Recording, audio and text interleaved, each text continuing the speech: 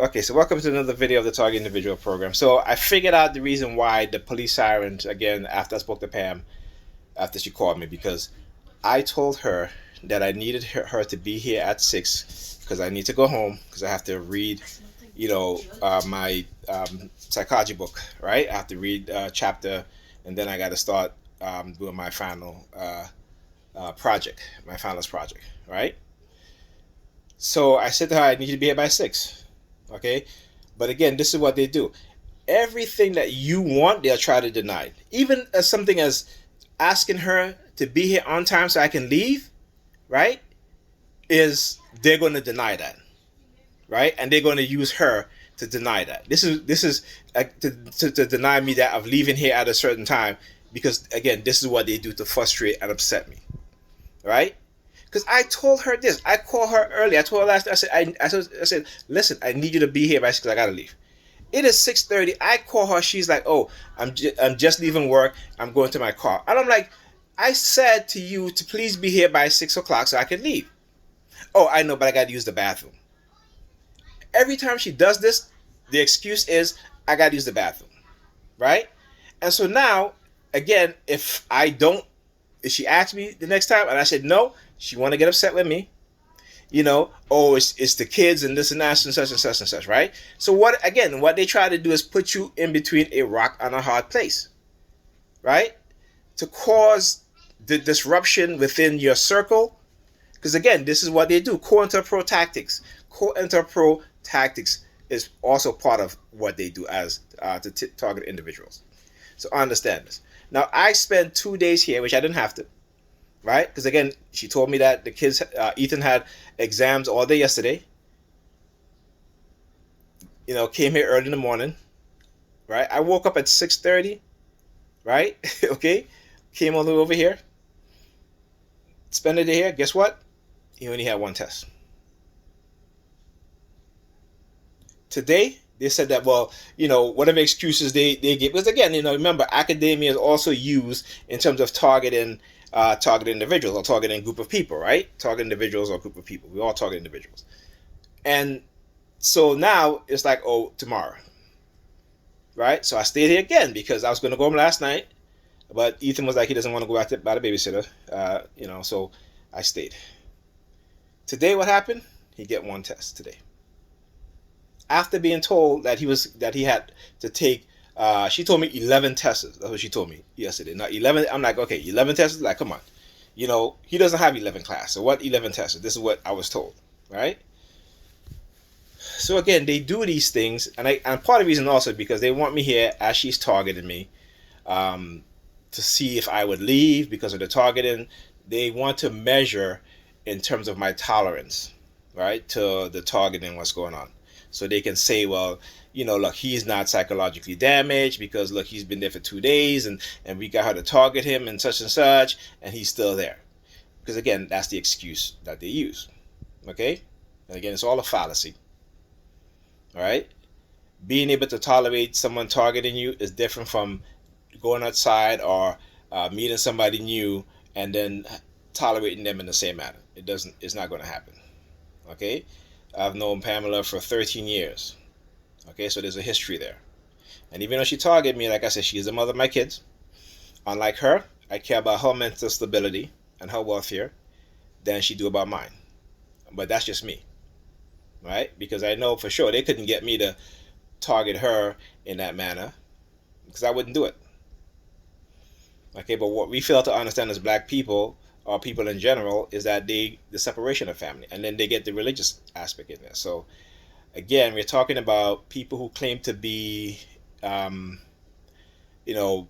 so-called believe in peace and love, but again, they do the opposite because they're part of a destructive cult, and that's their religion. Their religion is a murderous religion. Everything in their Bible, God kill, God kill, God kill, God kill kids. Oh, you insult God, prophet. Oh, I'm gonna send a group of bears to kill 40 something children, and then they'll make the excuse. Well, back in those days, they call you a child doesn't mean that you're an actual child. It means that you could be like a teenager or a young adult. Okay, and so I want you to understand their mindset, right? So yeah, they may not be children, let's say, 6 or 7, but what about their teenagers or young adults? So I guess that makes it okay because they're a young adult and they're not children, and they mock God's prophet, and God sent the bears to kill them. Like, this is the again, these people make excuses for all kind of atrocities committed by their God. Well, God is trying to teach you a lesson, so this and that. Like, wake the fuck up, people! Like, come on. That's why they thrive on suffering. That's why when they suffer, they're like, well, I'm suffering, but the Lord loved me and God loved me and He's teaching me a lesson. Well, God has been teaching you a lesson for 50 something years, and now you're on your deathbed, dying. Talk about you ready to go home and meet your maker. Like, I mean, I just don't understand how people can't see the idiocy, right? In that way of thinking. But that is how they have us thinking. That is how they, condition us to be. And this is why they can use religion and God to make you commit all sorts of atrocities. Okay? And they use the authority. Because with the authority, and the authority telling you, oh yeah, you can do this to this person, you're not going to get arrested, you're not going to be blamed for this. Again, this has been done before. Nazi Germany. Okay? Stanley Milgram experiment. Okay? The Stanford prison experiment. Or even today. Today I showed a video of a white guy being stopped by cops, pointing a gun at him. His car door open, he has a gun in his lap. He tells the officer, I have a Second Amendment right, and I'm not getting out of my car. Okay? And he's talking about being a sovereign citizen. And he politely closes his door. And the cop said, don't do it, don't do it. And he says, I'm going to drive away. And he drives away. Not one shot fired. If this was a black person, what do you think would have happened? So, black people, we need to stop fooling ourselves and really have to change our way of thinking, because the personality that they've created within you is not you. That's their version of you. That's who they wanted to create within you. That is a false identity, a false sense of consciousness, right? Within you. Until you learn their method of programming, until you understand their method, their tactics of programming the human mind and programming you, you're just going to become a instrument, a continued instrument for the suffering and destruction of yourself and your people.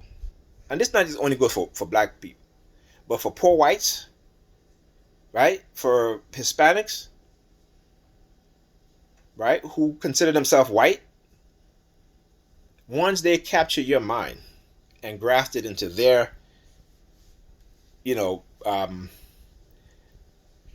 mindset and mentality, right? They have nothing to worry about. Remember, the battlefield is not always using guns and bombs. Not battlefield, but I mean, the battlefield is not always, on land or air or sea. It's in the mind, right?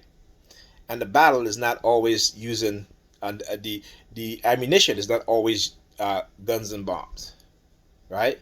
But words, psychological tactics, psychological programming, education, lack of education, proper education, right? The denial of economic upliftment or financial upliftment, financial advancement, right?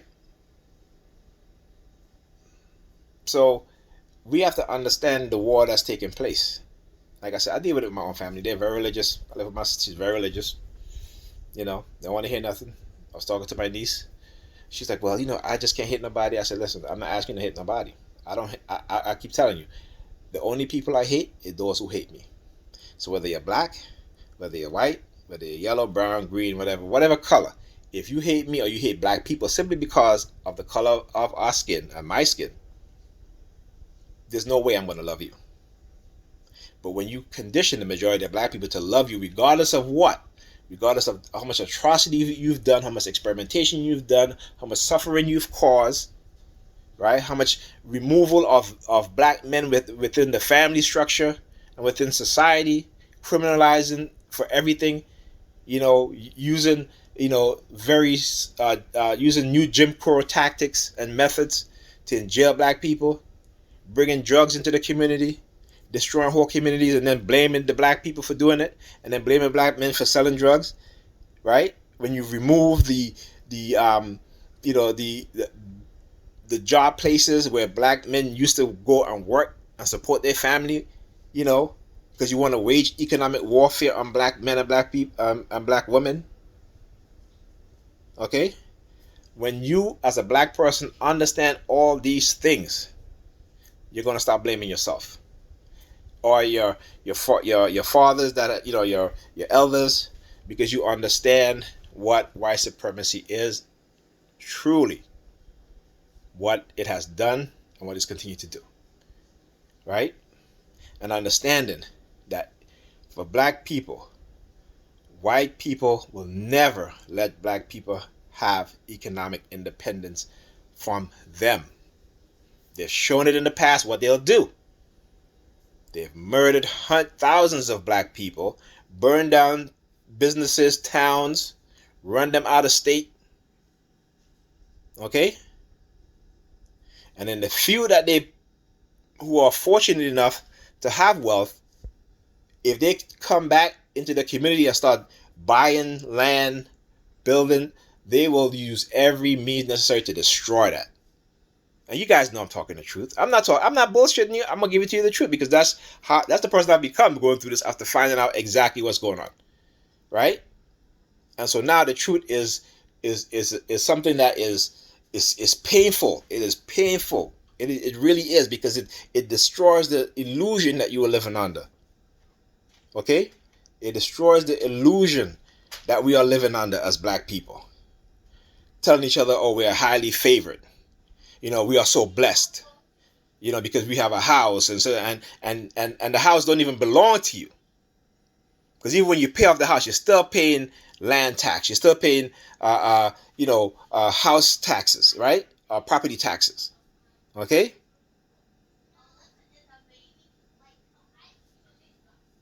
All right. And on top of that, you're paying thousands of dollars more for the exact same house than another person who may be white or Asian or have you is paying.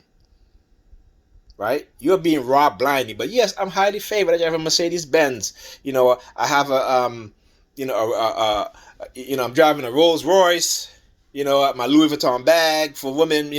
My Christian Louboutin shoes, such and such.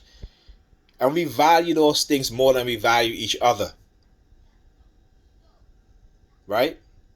Because that is how they have taught us. That is how they have conditioned us.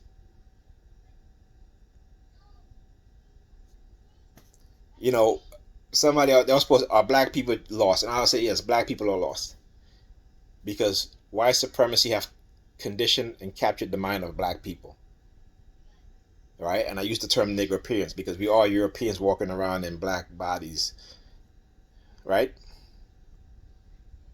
Our mind is not truly ours until we understand the psychological tactics, methods, the technology used in controlling, shaping the educational process and shaping our mindset. Not for self-efficiency, not for self-sustainability, right? But to become the cog of a system. Not even a cog. I wouldn't even go that far, because, the way how they have things set up, we're just like a little piece that even if it falls out, the system is still going to run because of how they've now moved up certain groups of people, right? In terms of population wise, right? So it's like the legs of a table, not even say the legs, but the part of the table are on the legs that you screw in to kind of like raise it a little at a time. But if you remove one of them, the table might lean, but you know what? The table still stands. So we're like that part now. Okay? And then they're going to find a new part to put in there. This is the path we're heading down to. And I love Dr. Claude Anderson because, he is so brilliant and so knowledgeable, right? And yet, we don't even listen to him, read his books. All of our black scholars, as a matter of fact, that there are few black people who actually read the history written by our own scholars. And we know that a lot of history books are based on lies. But you know what? Like I said, when you know the victors always are the ones that write history. It may not be accurate, it may not be true, but it's their history. And so later on in society, it becomes the truth. But when there are historical records before that haven't been destroyed, that they haven't, because of our ancestors was brilliant to say, we know what they're going to do. And we need to put these things in stone, and we need to carve it in the depth of our words, of our pictures, to be so deep that even if they try to chisel it out, it's still going to be there. And they have chiseled out some of it and put them in museums and stuff like that. But it's important, man. It is important, and we, the use of, like I said, of men, black men and women against each other. There's another video I posted that says how white supremacy love to cause war within the black community, meaning war within the black man and the black woman, right? Using economics, using sex, using materialistic things, right? These are what we as black people hold dear to us instead of each other. This is why they can do what they do within the black community and separate and divide us time and time again. This is why they can set up our youths, right, along a certain path while we turn our back. Which is why, as a black father, when you try to discipline, and not talking about spanking or abusing your children, but being stern, right? The black woman will come in to protect the young child, or think that she's protecting the young child from the father, not understanding that when the father speaks to the child, the father's role is to discipline the child. And I'm talking about physical discipline, okay? My kids will get a little spanking on the butt, but that's about it. I spank them on the butt. I don't get my belt or nothing like that for them, right? I get them 2 hits on the butt, that's it. But when it comes to that, where now you see the child is running to the mother because he doesn't want to listen to the father, that's why a lot of our families is so dysfunctional. And we don't understand. We go to church every single day, every Sunday, and come home to a dysfunctional family, and somehow we think that's okay. Right? It is not okay. That's not normal in any other group of people community. But in our community, we want to make it normal. How? Why? I've seen young black men curse out old women because she didn't move out of his way fast enough, and call her an old bitch and such, right? We look around, we don't say anything. We look around and we just accept it. You wanna know why you accept it? Because you've been conditioned to accept it. It is a deep psychological. It is a deep psychological conditioning that is embedded and deep rooted in our psyche. When we go outside, we're being conditioned. Do you know that there are people walking around using neurolinguistic programming, using coercive persuasion programming? You don't see it, but it embeds itself into your subconscious mind. This is what's been happening to us for years and years and years. Psychological warfare, biological warfare, chemical warfare, environmental warfare, economic warfare, educational warfare.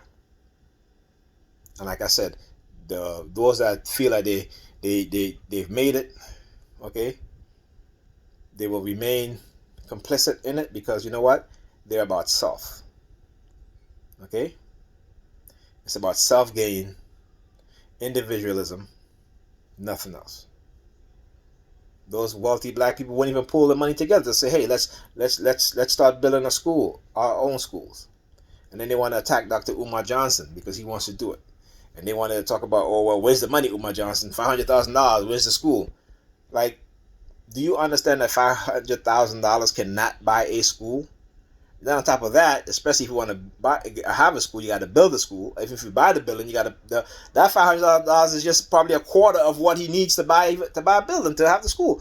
Then you got to talk about fixing it up, right? You got to hire electricians, you got to hire carpenters, you got to hire construction workers, right? Then you need to allocate money for equipment, allocate money for books, computers, right? Installing the kitchen, all of that stuff, right? Library. Okay, so what's $500,000 going to do? That just shows you the mentality of our people. Meanwhile, they give hundreds of millions of dollars to the Red Cross, and we know the Red Cross, 90% of the money that the Red Cross take in from donations, they keep for themselves, right? And they do about 8 to 9% of that money they take in. They actually use to help people. But yet we never question the Red Cross. But we always want to question, black people who's trying to do something, right? You see how white people, they can support people who murder black people. They can give them money, millions of dollars, $100,000 of dollars, $100,000, right? They support their killers of black people, their race soldiers. But here's a man who's trying to build a school for black people, and we want to, ostracize him, and because he doesn't approve of homosexual relationships and such and such. Hey, the man's a clinical psychologist. You would think he would know something, right? And again, there's nothing wrong with you being homosexual, okay? But also I know and understand, and even heterosexual men and women have said this, that we know that there is a war on black men and women to effeminize the black men and to masculinize the black woman. We know that, right?